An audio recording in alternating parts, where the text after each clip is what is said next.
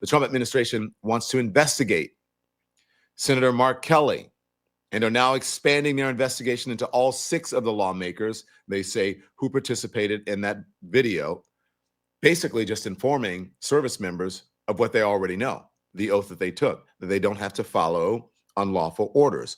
One Democratic senator, other than Senator Mark Kelly, has been very vocal about how outrageous he thinks he is. And he posted this video immediately after the announcement of the investigation, possible investigation into Senator Mark Kelly. Here it is.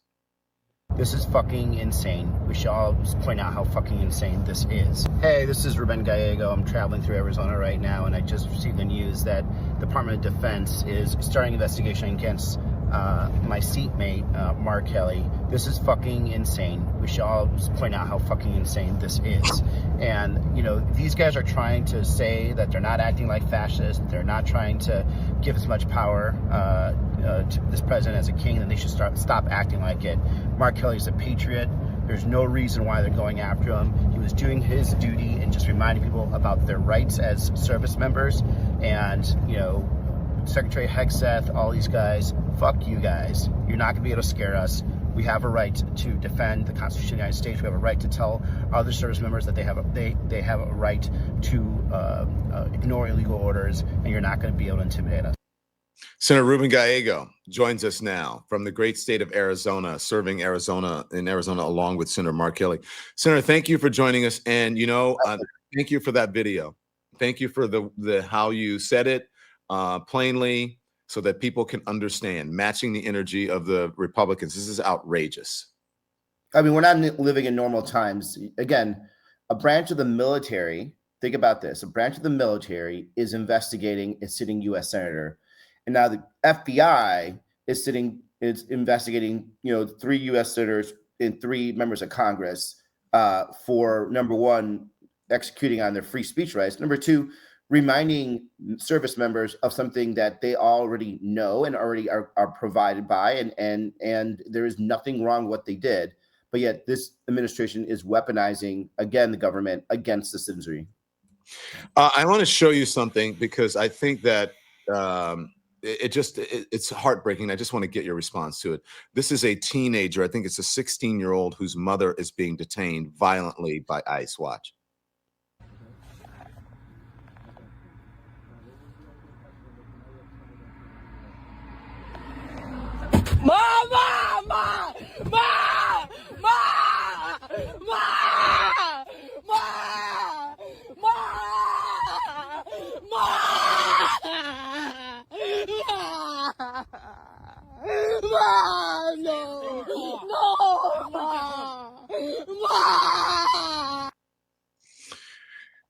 This is what the lawmakers are saying. You don't have to follow these orders. I mean, and to see these, I thought they were just going to go after the most violent people, Senator, the really, really bad. That's what they sold. And that's something you can do enforcement without being assholes.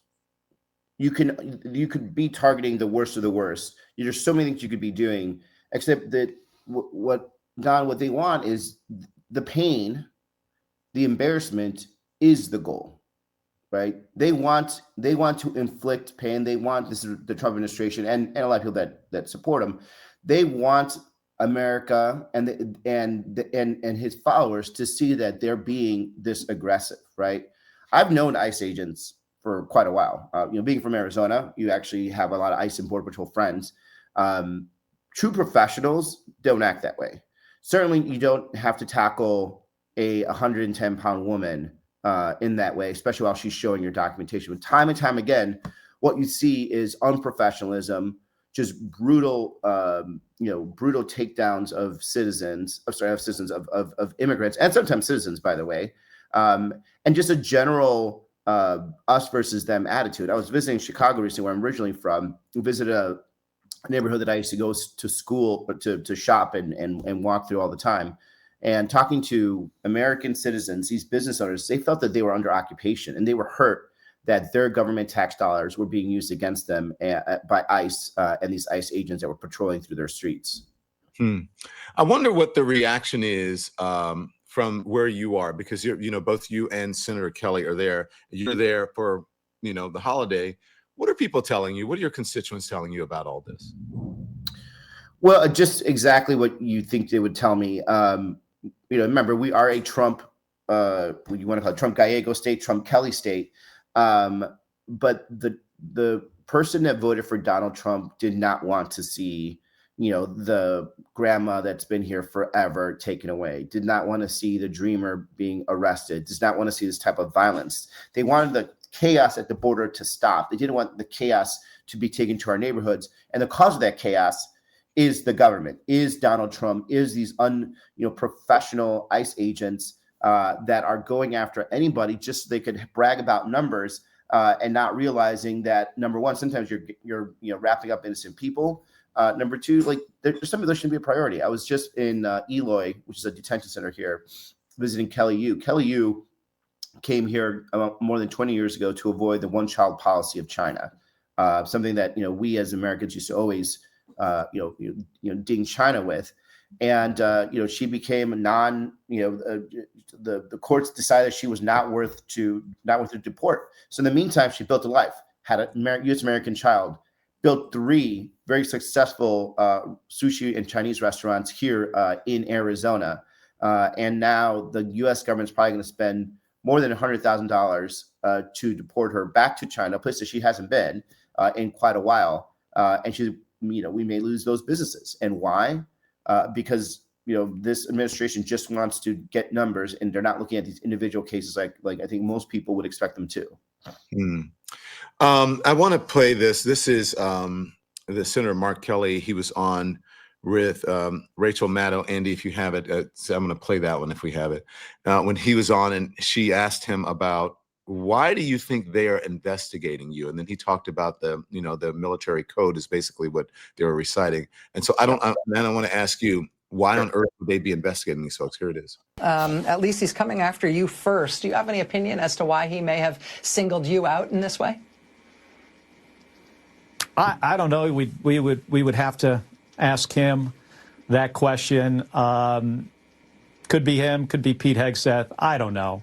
And I would have been really shocked if any other president, did this. But when I saw that tweet today, it kind of sort of made sense. I mean, these two guys, they informed me of this in a tweet, because this is not about the law. This is about the media cycle, and it's about intimidation. And it's almost, the whole thing's almost comical. Like, how does reciting the UCMJ, how is that, which is the Uniform Code of Military Justice? We basically repeated the Uniform Code of Military Justice, and they're saying that's in violation of the Uniform Code of Military Justice. It's absurd. It is absurd. So how is it, the Comey case was thrown out, Letitia James case thrown out. This one, it looks like it has no merit. What's the point? 2 things. Number one, intimidation and distraction. Intimidation, they want to be able to intimidate both current military and former military to make sure that they stay in line. Donald Trump thinks the military is their play toy. Pete Hegseth is the most, I would say, irresponsible, unqualified, and just at the core, a coward. And he wants to be able to, use his power over people like Kelly to make himself feel better. And then it's also distraction. You talked about those 2 court cases. You also got to remember, this is coming at the heels of the Epstein files, vote after the president was being soundly rejected by his party in the House, in the Senate. And now, they're saying that they're going to make a determination by December 10th of this year, which is coincidentally around the time that the first Epstein file is supposed to be released. So again, they're using the U.S. military to intimidate lawmakers that are decided by, that are voted in, as the Constitution says, and at the same time to distract from their weakness. Where do you think this goes? I think it's I think December 10th, there's going to come out an announcement that there's nothing going to go forward on Senator Kelly, but it's going to be a long missive from Secretary Hegseth to try to embarrass Senator Kelly. It won't work. And other Democratic lawmakers, as they're expanding it, they want the entire 6. They say they're thinking about investigating. Yeah, I mean, you can investigate all you want. They have the power of to the Constitution of the United States of speech and debate clause, which stops them from actually prosecuting them. It's going to be an embarrassment at the end of the day, and it's unfortunate that my colleagues are going to have to deal with it, but they will be fine at the end of the day. It's again startling though that federal government is going after elected officials because they have a difference of opinion, and all because this president wants to distract and intimidate. Yeah. This is from Fox News. I want to play this for you and get your response, Senator. Here it is. Jessica, do you agree that a video calling on the military writ large to disobey the commander-in-chief's orders is in fact seditious? No, I don't. And I don't think anyone in their right mind would agree with that. The video is explicit that you should not obey unlawful orders, that actually your sworn duty is to the Constitution, not to a commander who's asking you to do illegal things. We've talked about this now 3 days in a row. So 3 days in a row, I'm going to say it would have been more ideal if there was specificity about the type of orders that you are hearing from lower ranking officers that they're concerned about. So if that's Venezuelan boat strikes, like why did General Halsey resign from the Southern Command? You don't know. But that's why I said why. It's in the form of a question. You're right. He just wanted to spend more time with his family. You don't know if people are even... Leave his family out of it, Jessica. Don't make me talk about Todd Starnes. Pete Hegseth and Donald Trump addressing that meeting of generals and saying, you're going to have to help us clean up these blue cities, those kinds of things. But to Greg's point about, you shouldn't be elevating these people. They are doing exactly the wrong thing in Greg Gutfeld's mind, because now the face of the Democratic Party is Mark Kelly. It's not Zoran Mamdani. You have Donald Trump smiling at Mamdani, and you have Mark Kelly, who's a decorated veteran, who is married to basically like the equivalent of an American saint in Gabby Giffords, who's won a purple state, has hugely high favorabilities, and now people are talking about the fact that the Democratic Party is represented by a guy like that. I'm personally thrilled. That is what my party is, the party of Mark Kelly's out there. So this was a political move. It goes on to say that this is good for Democrats in an odd way, because Democrats are following the Constitution, following the law, and elevating people like Mark Kelly, who are, hey, good dudes. You know what I mean?